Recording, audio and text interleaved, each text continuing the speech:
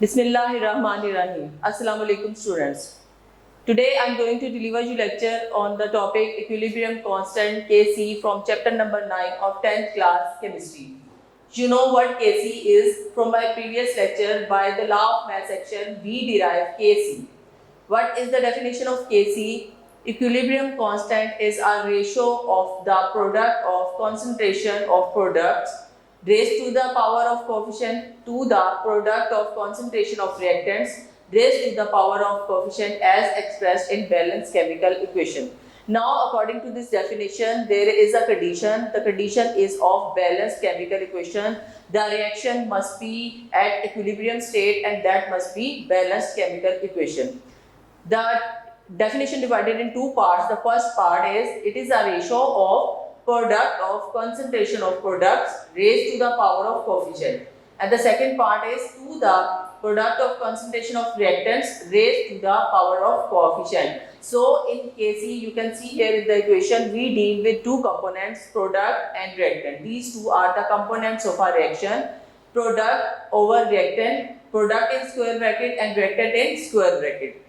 Product will always at numerator side and reactant will always at denominator side. So according to the definition, here I write product over the above the over. So that is the ratio of product of concentration of product at numerator side, and ratio will relate to the ratio of the concentration of reactant with the power of coefficient. So power of coefficient, what is the power of coefficient? Power of coefficient is basically the molar concentration or weightage or concentration of that product and reactants, and that molar concentration or the number which balance the chemical equation. As you can see from this equation, hydrogen plus iodine reacts to form hydrogen iodide. Here the number 2.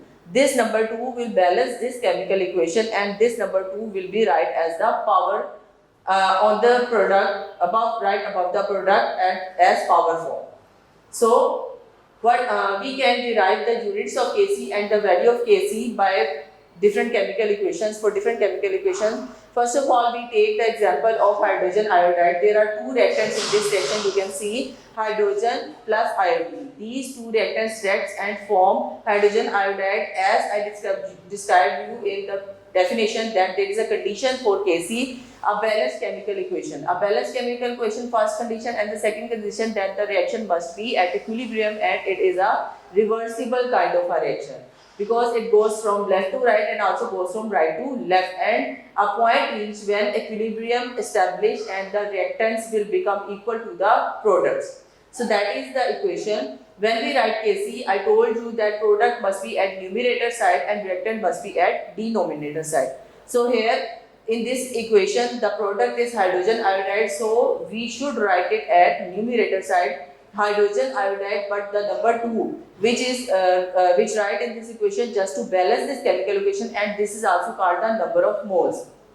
The 2 is the number of mole, and this number of mole will be right at the power position right above the product. Product is hydrogen iodide, so above the hydrogen iodide we will write the number of moles 2 as power form over hydrogen and iodine, because hydrogen have number of mole 1 and iodine has also one number of mole, so 1 is not be shown. So this will be is equal to mole decimeter per cube. Now what is mole decimeter per cube? From the definition of law of mass action, you know it very well that the molar concentrations are described by the unit mole decimeter per cube. So the molar concentration of hydrogen iodide will be described by the unit mole decimeter per cube with the square. That square is the number of mole of hydrogen iodide.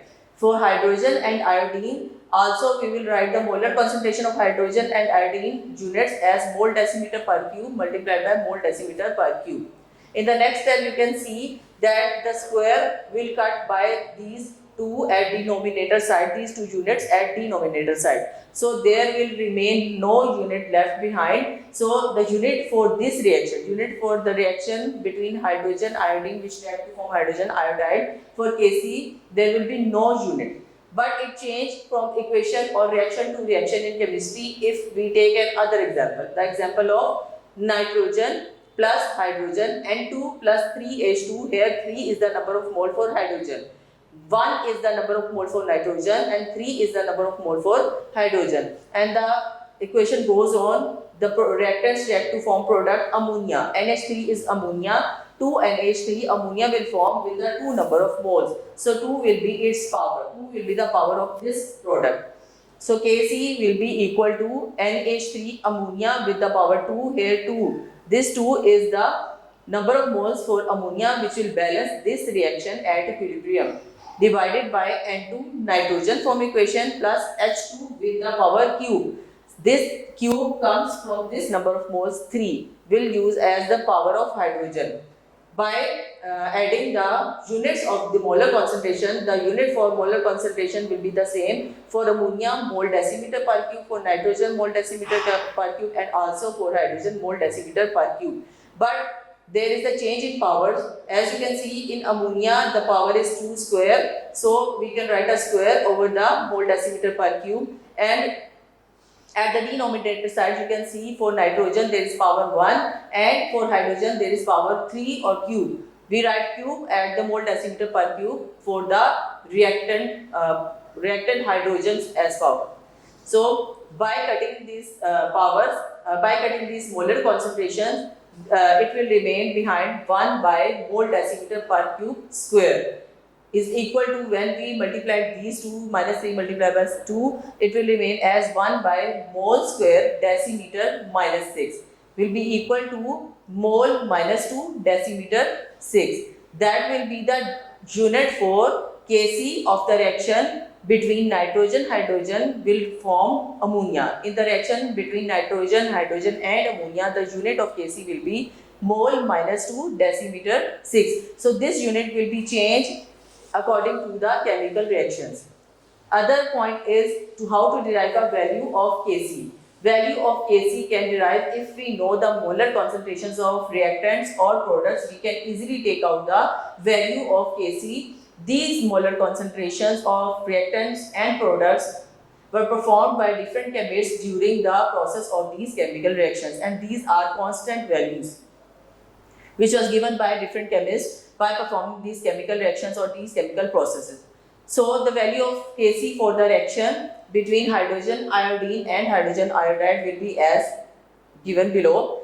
H2 plus I2 hydrogen plus iodine reacts to form hydrogen iodide, and that is again a reversible kind of a reaction. So Kc will be equal to hydrogen iodide square. This square bracket will show the molar concentration. So there is number 2, write as the number of moles with product. So this number of moles will be taken as the power of this product. Power of coefficient, as you can see from the definition. So at denominator side we write the reactants H2, I2.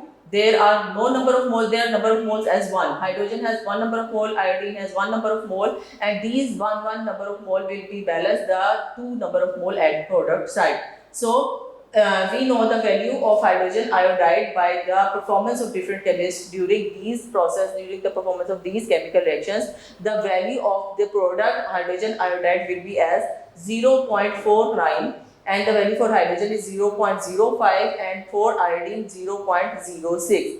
By multiplying and dividing these values, we can get the final value of Kc, that is 80.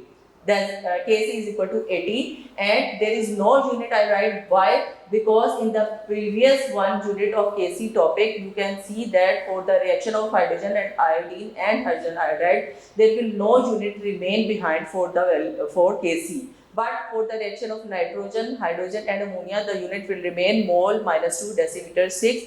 But for this reaction, no unit remain behind for hydrogen, iodine and hydrogen iodide. So Kc will remain only with the value, with the number that is of 80. So the value of Kc depends only on temperature.